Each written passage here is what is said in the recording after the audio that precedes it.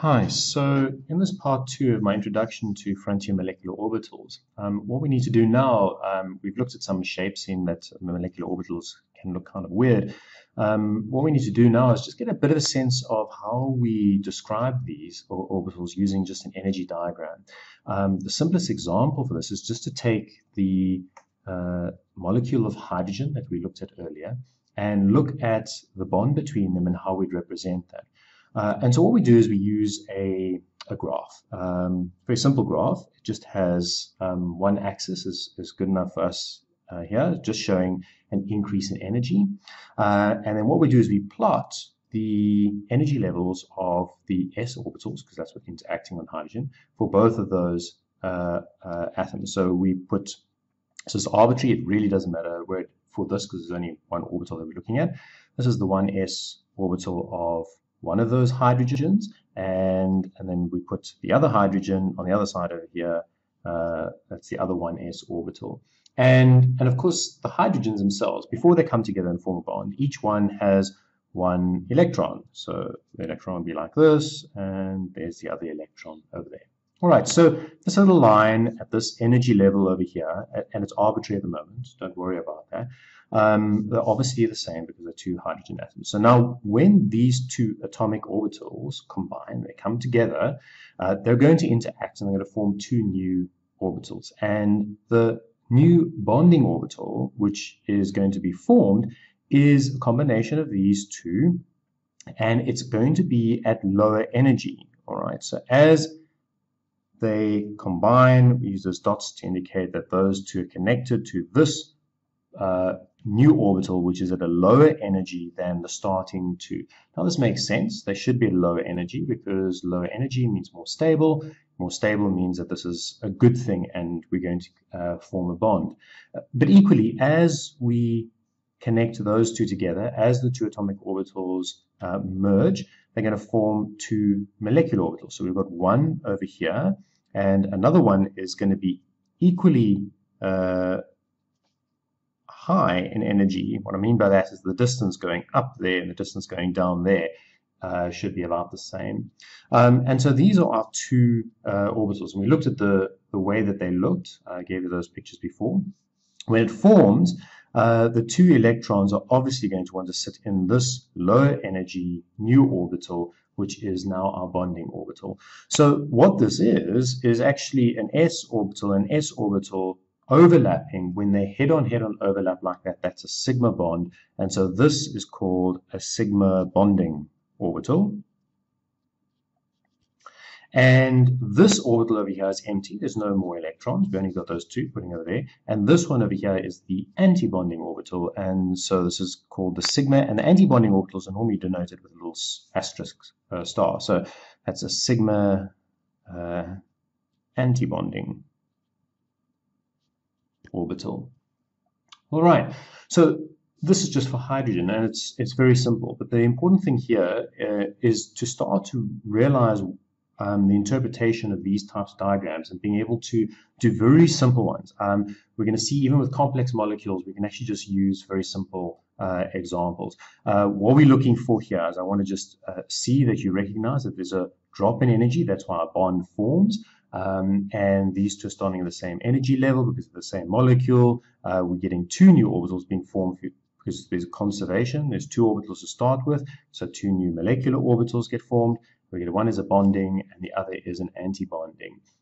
We've looked at those, what they look like. I've drawn them out before, but if you wanted to, you could say this is the sigma bond, kind of looks something like that, and the anti-bonding one kind of looked something like that. There were two different parts, and the one was actually a different color because there's a phase difference over there. All right, there was that node in between them.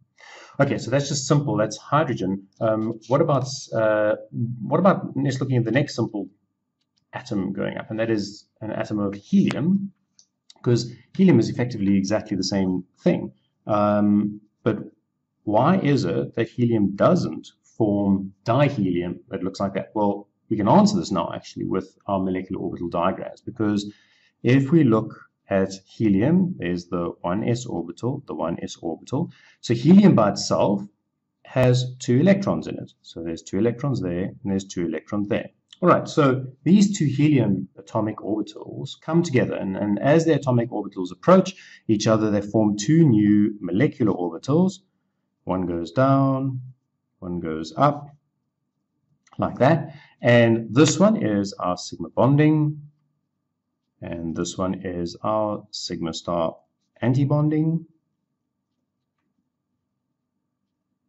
All right, so we've got 4 electrons. We start filling them into orbitals.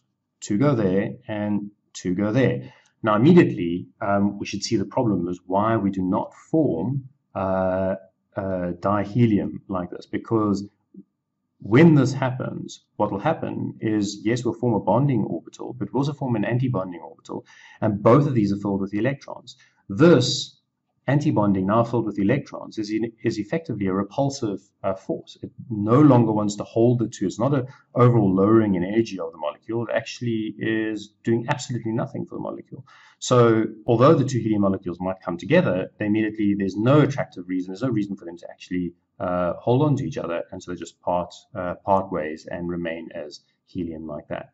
All right, so that just is a simple example with helium. But now I want to just look at an example where we're not just using, we're using 2 of the same atoms like that, but rather I want to look at an example of, it's also again very simple, but lithium hydride. All right. Now these are 2 different atoms, and actually the bond between them is not very covalent, and that's what I want to now look at. It's a little bit more ionic. What I want to look at when using the molecular orbital diagrams. So we can do this. So what we do is we again put our energies, and we'll have lithium here, and we're going to have hydrogen on this side over here. And so hydrogen, its 1s orbital is, for argument's sake, is going to be somewhere around here. And lithium's 1s orbital, now this is the first bit of new information which is important to focus on.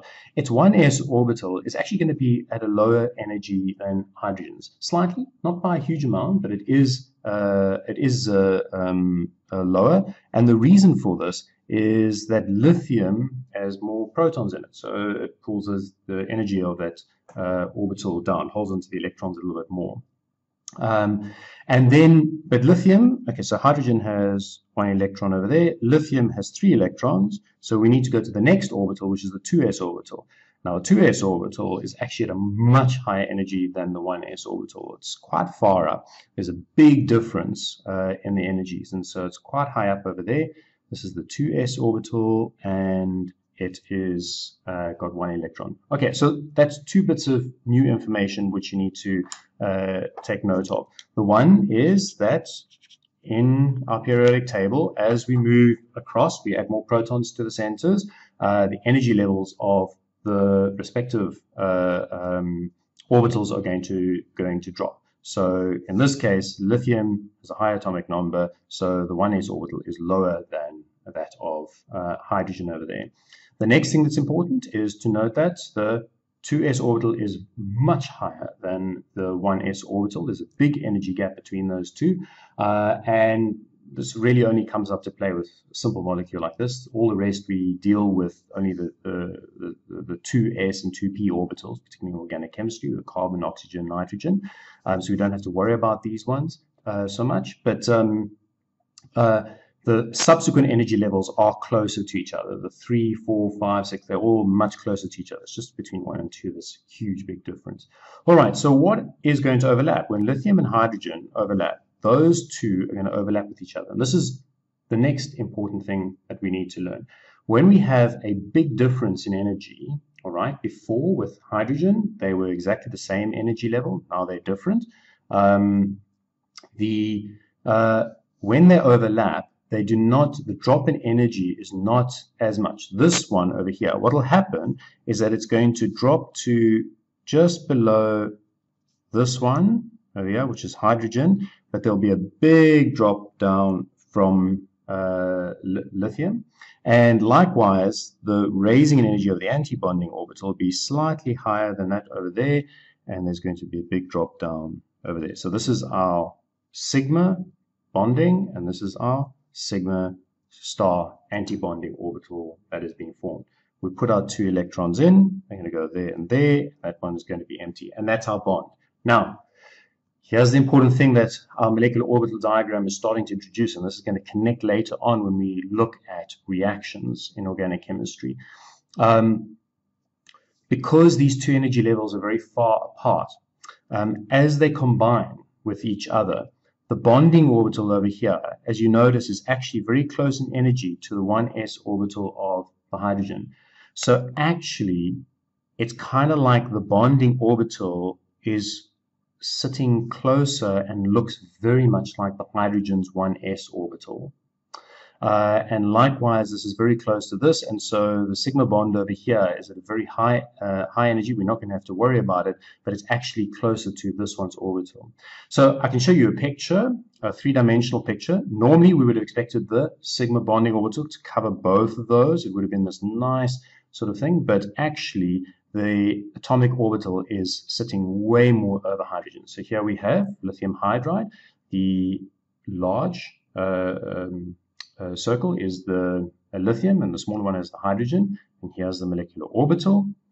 All right, and so hopefully you can see that the new orbital is actually very close to the hydrogen over there, the sigma bond. The consequence of this is that actually the bond itself is not as covalent as what we have with dihydrogen, where the 2 energy levels are the closest. When 2 energy levels are very close to each other, the drop in energy is favorable, there's an equal sharing of the electrons, and it's a good covalent bond. When the energy levels of overlap are very different from each other, it's not a good overlap overall, and the bond becomes, if a bond forms, it's a little bit more ionic. All right, so I hope that explains some of the basics. In the next lecture, we're going to look at a little bit more complicated examples with a carbonyl group.